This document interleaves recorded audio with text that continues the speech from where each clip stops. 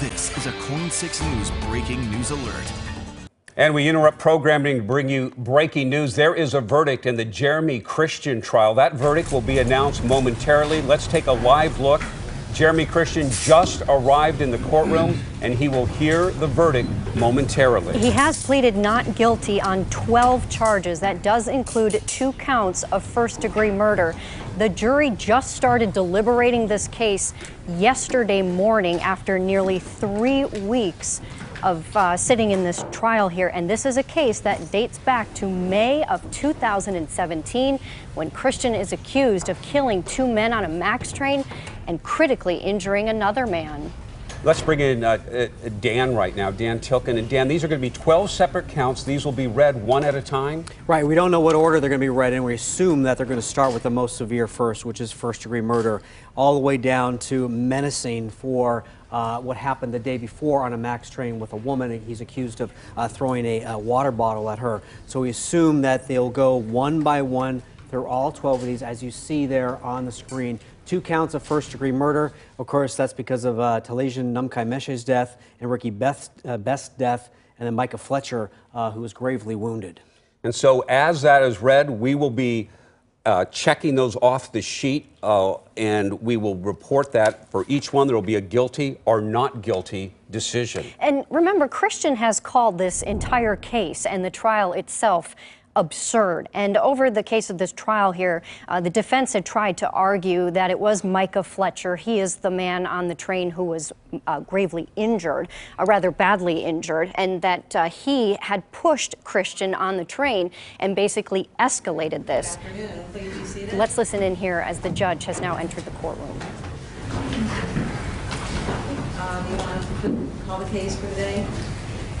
Good afternoon, Your Honor. Jeff Howes, J-E-F-F-H-O-W-E-S. Excuse me, here on behalf of the state of Oregon. We are here now in the matter of State of Oregon versus Jeremy Joseph Christian. Case number 17CR345550. Mr. Christian is present. He is in custody. He's represented by counsel, Mr. Scholl and Mr. Smith. Seated to my left from the Multnomah County District Attorney's Office is Chief Deputy District Attorney Don Reese. We're here at the conclusion of the trial proceedings in this matter. I understand the jury's reached a verdict. The state's ready to proceed. Hello, Judge. Greg Scholl, 95439, here with Mr. Smith and Mr. Christian. We're also ready to proceed.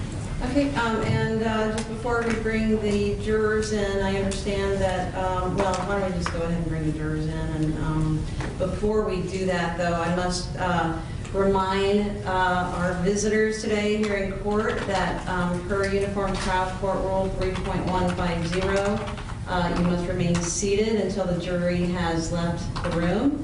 I will, and I tell you that you can stand. You must refrain from visibly or audibly reacting to the verdict in a manner which disrupts the dignity of the courtroom. So we will get the jurors.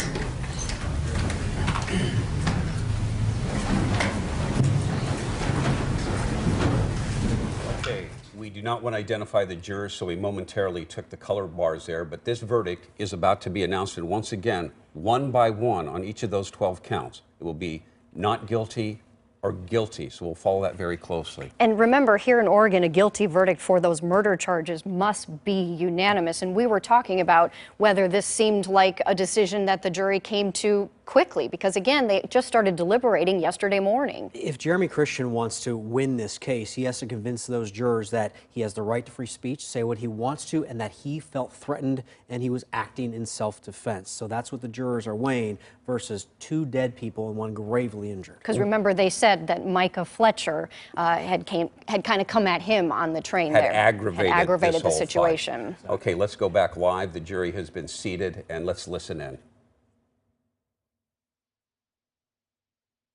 From you.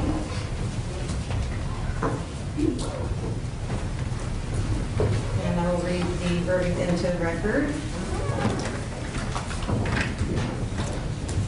which reads, we, the jury, duly impaneled and sworn in the above entitled cause, do find our verdict upon the count submitted to us as follows. On count 1, the verdict is guilty. That's murder in the first degree. They did not consider the lesser included offenses. On count 2, murder in the first degree, the verdict is guilty, and the jury did not consider the lesser included offenses. On count 3, attempted murder in the first degree, the verdict is guilty.